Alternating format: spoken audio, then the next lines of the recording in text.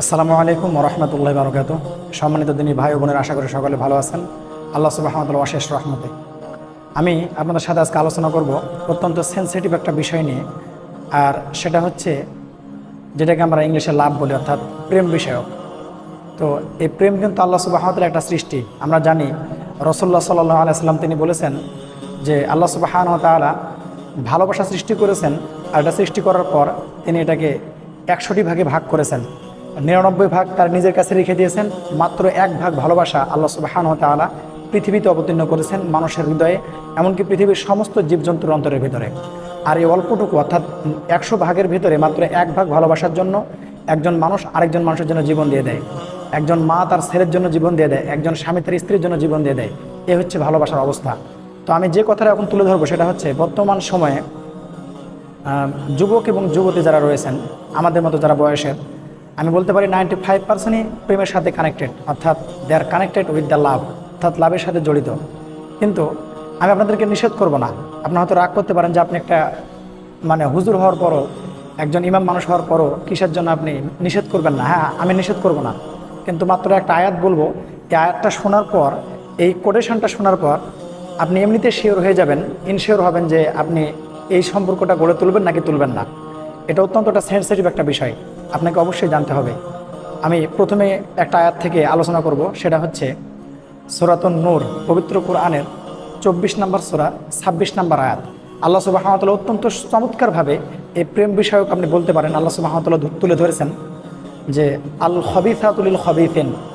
এর অর্থ হচ্ছে অপবিত্র নারী, অর্থাৎ যারা জেনাকার, যারা ব্যভিচার নারী, তারা হচ্ছে অপবিত্র পুরুষদের জন্য, অর্থাৎ যারা জেনা করে সে সমস্ত পুরুষের জন্য। নাউযুবিল্লাহি মিন যালিক।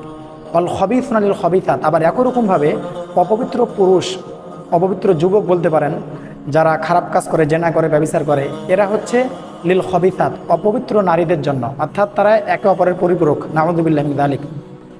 আর তারপরে আল্লাহ সুবহানাহু ওয়া তাআলা বলছেন যে আত-তাইয়্যিবাতু লিত-তাইয়্যিবিন, আবার একই রকমভাবে যারা পবিত্র নারী, যারা আল্লাহকে ভয় করে, যাদের ভিতরে দিনদারিত্ব রয়েছে, যাদের ভিতরে পায়েটি রয়েছে, যারা রিলিজিয়াস অর্থাৎ ধার্মিক, তাদের জন্য হচ্ছে ধার্মিক পুরুষ। সুবহানাল্লাহ। অর্থাৎ তারা যেরকম, তাদের সাথে আল্লাহ সুবহানাহু ওয়া তাআলা জোড়া মেলাবেন সেরকম। আত-তাইয়্যিবুনা লিত-তাইয়্যিবাত, আবার একই রকমভাবে পবিত্র পুরুষ যারা আল্লাহকে ভয় করে, যাদের ভিতরে দিনদারিত্ব আছে, তারা হচ্ছে লিত-তাইয়্যিবাত, অর্থাৎ পবিত্র নারীদের জন্য। সুবহানাল্লাহ।